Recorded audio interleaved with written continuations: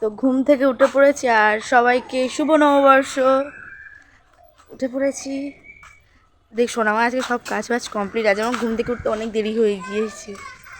এরা কি করছে দেখায় সকালবেলা। ক্রিকেটের ব্যাট কই?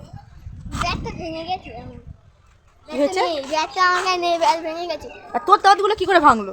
আমার দাদুটা পড়ে গেছে। আমরা যখন ছোট ছিলাম তখন আমাদের সোনামা সকালবেলা তুলে এক ছেঁকা দিত।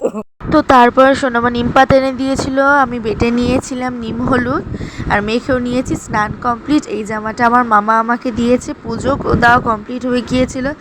তো সোনামা করেছিল পুঁই শাক একটা আলু দিয়ে চচ্চড়ি, চিকেন, আমের চাটনি, প্লেন রাইস, মা কোল্ড ড্রিঙ্কস এনেছিল আর সোনামা আম ডালও করেছিল আর মাইমনি করেছিল শুক্তো, আলু ভাজা, পটল ভাজা, শাক ভাজা আর চিকেন করেছিল। তো এই ছিল মেনু আজকে দুপুরে।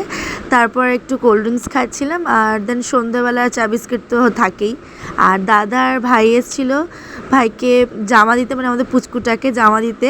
এই যে রোদ্দুর, ওকে জামা দিতে এসেছিলো। রাত্রে মেনুতে ছিল রুটি, চচ্চড়ি, একটু চিকেন আর মিষ্টি এনেছিল, মিষ্টি খাচ্ছিলাম ব্যাস। আর এই যে জামাটা, এই জামাটা আমার মা দিয়েছে আমাকে।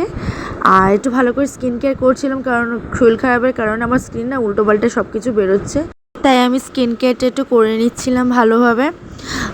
তো আমার ভিডিওটি কেমন লাগলো বা কেমন লাগছে সবাই কমেন্টে অবশ্যই জানাবেন। টাটা।